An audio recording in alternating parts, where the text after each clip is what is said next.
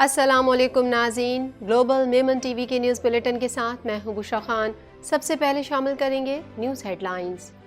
صدر مملکت عارف علوی کے عہدہ صدارت کی مدت مکمل، نئے صدر کے انتخاب تک فرائض سر انجام دیں گے۔ صدر مملکت ملک کے آئینی سربراہ اور تینوں مسلح افواج کے کمانڈر ان چیف ہیں۔ آڈیو لیکس کمیشن پر حکومتی اعتراض، عدلیہ پر حملہ ہے۔ سپریم کورٹ نے حکومتی درخواست مسترد کر دی، فیصلہ جاری۔ سپریم کورٹ کا کہنا ہے کہ عدالتی فیصلے پر عمل نہ ہونے کے آئین میں نتائج دیے گئے ہیں۔ آئی ایم ایف کا نگراں حکومت سے اخراجات میں کمی اور نجکاری کا عمل تیز کرنے کا مطالبہ۔ پیٹرولیم ڈویژن کی تیل و گیس کے منافع بخش کمپنیوں کو بڑے خسارے کا سامنا۔ آئی ایم ایف کی شرائط سے نگراں حکومت کا امتحان شروع ہو گیا۔ افغانستان میں چھوڑا گیا اسلحہ افغان دہشت گردوں کے ہاتھ لگ چکا ہے۔ ترجمان دفتر خارجہ کا کہنا ہے کہ افغانستان میں چھوڑا جانے والا اسلحہ عالمی توجہ کا متقاضی ہے۔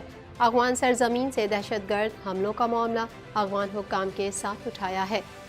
ڈالر، چینی کھاد، پیٹرولیم مصنوعات کی اسمگلنگ کی روک تھام کے لیے ایک اور بڑا اقدام۔ ایف آئی اے کو کارروائیوں کے احکامات جاری۔ اینٹی منی لانڈرنگ ڈائریکٹوریٹ سے انسپیکٹر کو فوکل پرسن مقرر کر دیا گیا۔ ہیڈ لائنز آپ نے جانی، اور اب شامل کریں گے خبروں کی تفصیل۔ پاکستان بھر میں نمائندگان کا وسیع نیٹ ورک، ہر خبر جاننے کے لیے دیکھتے رہیے TNN TV۔ 2.25 کروڑ کی آبادی پر مشتمل کراچی میٹروپولیٹن سٹی میں صحت کے حوالے سے ہسپتال تو بہت، لیکن فزیو تھراپی سینٹر نایاب ہیں۔ الحمدللہ ہم نے اس کمی کو پورا کرتے ہوئے گلستان جوہر میں زبیداس فزیو تھراپی سینٹر کا آغاز کر دیا ہے۔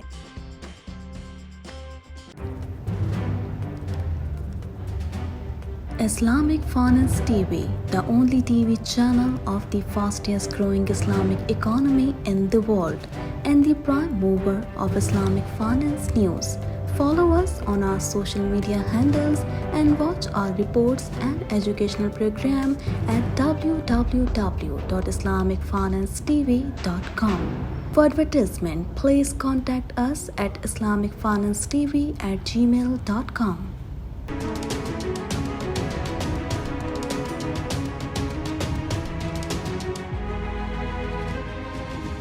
صدر مملکت عارف علوی کے عہدہ صدارت کی مدت مکمل ہو گئی۔ عارف علوی نئے صدر کے انتخاب تک فرائض کی انجام دہی جاری رکھیں گے۔ مزید تفصیلات اس رپورٹ میں۔ صدر مملکت ڈاکٹر عارف علوی کے عہدہ صدارت کی مدت مکمل ہو گئی۔ عارف علوی نئے صدر کے انتخاب تک فرائض کی انجام دہی جاری رکھیں گے۔ صدر، جو ملک کے آئینی سربراہ اور تینوں مسلح افواج کے کمانڈر ان چیف ہیں، عملی طور پر ریاستی امور پر ایک علامتی اختیار کی علامت ہیں۔ تفصیلات کے مطابق صدر مملکت عارف علوی کے عہدہ صدارت کی مدت آج مکمل ہو گئی۔ عارف علوی نے 9 ستمبر 2018 کو صدارتی منصب سنبھالا تھا۔ عارف علوی نئے صدر کے انتخاب تک فرائض کی انجام دہی جاری رکھیں گے۔ صدر مملکت نے گزشتہ ہفتے نئے صدر کے انتخاب تک فرائض ادا کرنے پر رضامندی ظاہر کی تھی۔ صدر مملکت ڈاکٹر عارف علوی لاہور کا دورہ مکمل کر کے اسلام آباد پہنچ گئے ہیں اور آج صدر مملکت عارف علوی معمول کے فرائض انجام دیں گے۔ گزشتہ روز سابق وفاقی وزیر محمد علی درانی نے بھی ان سے طویل ملاقات کی تھی۔ اس حوالے سے سابق وزیر فواد چودھری نے اپنے ٹویٹر پیغام میں لکھا، آج عارف علوی نے اپنی صدارت کے 5 سال مکمل کر لیے۔ مشکل وقت کے باوجود عارف علوی کا مرتبہ بلند رہا۔ عارف علوی نے عہدے کی عزت اور وقار کو بحال کیا۔ ڈاکٹر عارف علوی کے لیے نیک خواہشات کا اظہار کرتا ہوں۔ نامکمل الیکٹورل کالج کی صورت میں آئین کے مطابق سبکدوش ہونے والا صدر اپنے جانشین کے انتخاب تک خدمات انجام دیتا رہتا ہے۔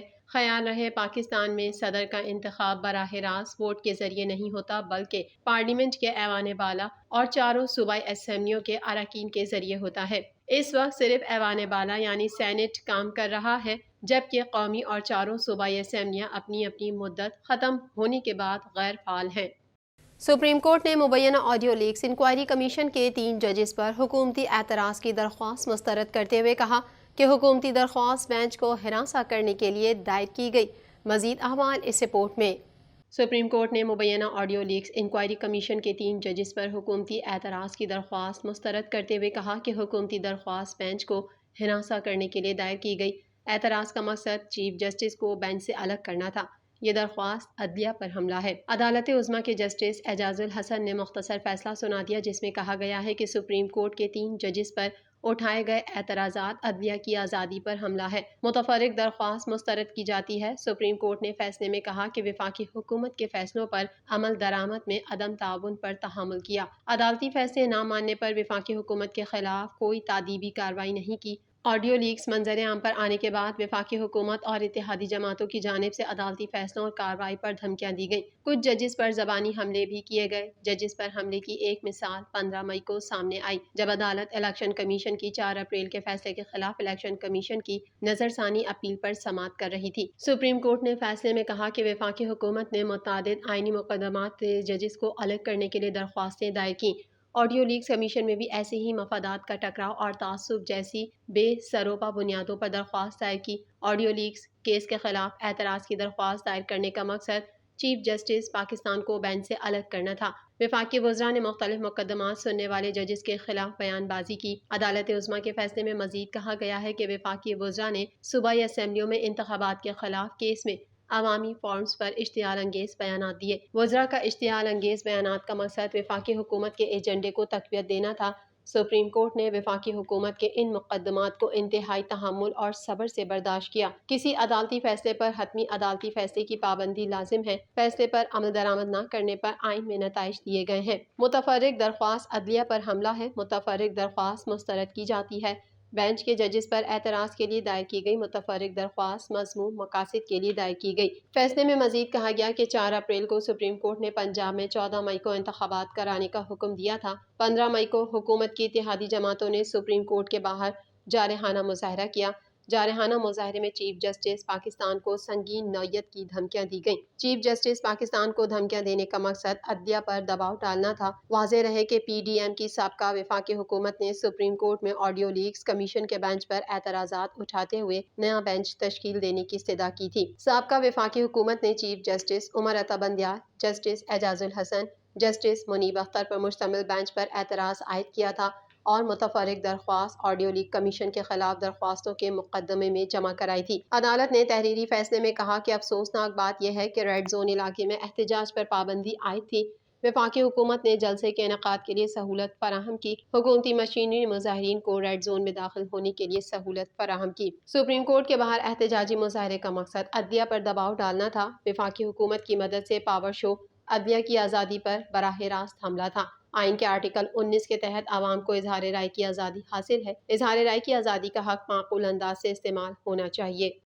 آئی ایم ایف نے نگراں حکومت سے اسٹینڈ بائی پروگرام کی شرائط پر عمل درآمد کا مطالبہ کر دیا۔ مزید جانیں گے اس رپورٹ میں۔ آئی ایم ایف نے نگراں حکومت سے اسٹینڈ بائی پروگرام کی شرائط پر عمل درآمد کا مطالبہ کر دیا، جن میں اخراجات میں کمی، اداروں کی نجکاری اور 203 سرکاری کمپنیوں کو منسٹری سے نکال کر وزارت خزانہ کے ماتحت کرنے کے مطالبات شامل ہیں۔ وزارت خزانہ کے ذرائع کے مطابق آئی ایم ایف کا موقف ہے کہ ان کمپنیوں کا انتظام لائن منسٹریز کے پاس ہونا بہتری میں رکاوٹ ہے۔ پاور سیکٹر میں جنکوز اور ڈسکوز میں ناقص گورننس کے باعث نقصانات میں اضافہ ہوا۔ پیٹرولیم ڈویژن کی تیل و گیس کے منافع بخش کمپنیوں کو بڑے خسارے کا سامنا ہے۔ وزارت خزانہ نے یہ بھی بتایا کہ اسی طرح آئی ایم ایف رواں مالی سال P I A steel mill, L N G power plants اور ڈسکوز کی نجکاری چاہتا ہے۔ میڈیا رپورٹس کے مطابق آئی ایم ایف کی شرائط سے نگراں حکومت کا امتحان شروع ہو گیا۔ آئی ایم ایف نے نگراں حکومت سے اخراجات کم کرنے اور اداروں کی نجکاری کا عمل تیز کرنے کا مطالبہ کر دیا۔ $3 ارب کے اسٹینڈ بائی معاہدے کے تحت 203 سرکاری کمپنیوں کو رواں مالی سال وزارت خزانہ کے انتظامی کنٹرول میں دینا ہے۔ علاوہ ازیں اجلاس میں بتایا گیا کہ ڈسکوز کی انتظامیہ میں نجی شعبے کو شامل کرنے کا قابل عمل منصوبہ پیش کرنے کے لیے کمیٹی تشکیل دے دی گئی ہے اور نگراں وزیر توانائی کی سربراہی میں تشکیل دی گئی کمیٹی میں سیکریٹری نجکاری کمیشن، اسپیشل سیکریٹری خزانہ اور نیپرا کے ممبر شامل ہیں۔ دریں اثنا کابینہ کی نجکاری کمیٹی کا اجلاس نگراں وزیر خزانہ شمشاد اختر کی زیر صدارت منعقد ہوا۔ اجلاس میں پی آئی اے کی نجکاری اور تنظیم نو کے حوالے سے رکاوٹوں کے حل کے لیے تکنیکی کمیٹی بنانے کا فیصلہ کیا گیا ہے اور وزارت ہوابازی کو نجکاری کمیشن کے ساتھ مل کر واضح ٹائم فریم ورک کے ساتھ تفصیلی ایکشن پلان پیش کرنے کی ہدایت کی گئی۔ دفتر خارجہ کی ترجمان ممتاز زہرا بلوچ نے کہا ہے کہ پاک افغان بارڈر پر حالیہ واقعے سے متعلق عبوری افغان حکومت کو اپنے تحفظات سے آگاہ کیا ہے۔ مزید احوال اس رپورٹ میں۔ دفتر خارجہ کی ترجمان ممتاز زہرا بلوچ نے کہا ہے کہ پاک افغان بارڈر پر حالیہ واقعے سے متعلق عبوری افغان حکومت کو اپنے تحفظات سے آگاہ کیا ہے۔ ممتاز زہرا بلوچ کا مزید کہنا تھا کہ افغان سرزمین سے دہشت گرد حملوں کا معاملہ افغان حکام کے ساتھ اٹھایا ہے۔ افغانستان میں چھوڑا جانے والا اسلحہ افغان دہشت گرد گروہوں کے ہاتھ لگ گیا ہے۔ ہم کسی کو بھی مورد الزام نہیں ٹھہراتے۔ افغانستان میں چھوڑا جانے والا اسلحہ عالمی توجہ کا متقاضی ہے۔ انہوں نے کہا کہ پاکستان کی اقتصادی صورتحال پر تبصرہ نہیں کر سکتے۔ پاکستان اور روس کے اہم تعلقات ہیں۔ پاکستان اور روس کے مابین وفود کا تبادلہ ہو رہا ہے۔ پاکستان اور روس کے مابین توانائی کے حوالے سے تعاون جاری ہے۔ نگراں وزیر خارجہ کے دورہ برطانیہ کے حوالے سے معاملات کو حتمی شکل دے رہے ہیں۔ ہفتہ وار میڈیا بریفنگ میں انہوں نے بتایا کہ نگراں وزیر خارجہ جلیل عباس جیلانی 12 سے 15 ستمبر کو لندن میں کامن ویلتھ یوتھ وزارتی کانفرنس کی صدارت کریں گے اور کامن ویلتھ کانفرنس میں شریک مختلف ممالک کے رہنماؤں سے ملاقاتیں کریں گے۔ ترجمان کا کہنا تھا کہ بھارتی قیادت اپنے اندرونی سیاسی معاملات کے زیر اثر ہے۔ بھارتی قیادت بھارتی عوام کو درپیش چیلنجز پر توجہ مرکوز کرے۔ بھارتی قیادت پاکستان پر غیر ضروری بیانات کا سلسلہ ختم کرے۔ ترجمان دفتر خارجہ کے مطابق پاکستان کے سیکیورٹی ادارے ملک سے دہشت گردی کے خاتمے کے لیے پرعزم ہیں۔ انہوں نے کہا کہ پاک افغان بارڈر پر حالیہ واقعے سے متعلق عبوری افغان حکومت کو اپنے تحفظات سے آگاہ کیا ہے۔ انہوں نے کہا کہ بھارت کے غیر قانونی زیر قبضہ جموں کشمیر میں انسانی حقوق کی خلاف ورزیوں کا سلسلہ جاری ہے۔ انسانی حقوق کی بین الاقوامی تنظیموں نے G20 ممالک کی توجہ مقبوضہ کشمیر میں جاری انسانی حقوق کی خلاف ورزیوں کی جانب مبذول کرائی ہے۔ انسانی حقوق کی بین الاقوامی تنظیموں نے G20 ممالک کو خط لکھ کر آگاہ کیا ہے۔ خطے میں بھارت کے غیر قانونی زیر قبضہ جموں کشمیر میں آزادی اظہار رائے پر پابندیوں کے حوالے سے بھی آگاہ کیا گیا ہے۔ نگراں حکومت کی جانب سے امریکی ڈالر، چینی، کھاد اور پیٹرولیم مصنوعات کی اسمگلنگ کی روک تھام کے لیے ایک اور بڑا اقدام اٹھایا گیا ہے۔ مزید احوال اس رپورٹ میں۔ نگراں حکومت کی جانب سے امریکی ڈالر، چینی، کھاد اور پیٹرولیم مصنوعات کی اسمگلنگ کی روک تھام کے لیے ایک اور بڑا اقدام اٹھایا گیا ہے۔ وزیر داخلہ کی صدارت میں ہونے والے اجلاس کے بعد FIA کو کارروائیوں کے احکامات جاری کیے گئے۔ اسمگلروں کے خلاف کریک ڈاؤن کے لیے وفاقی تحقیقاتی ادارے FIA کو اختیارات فراہم کیے گئے ہیں۔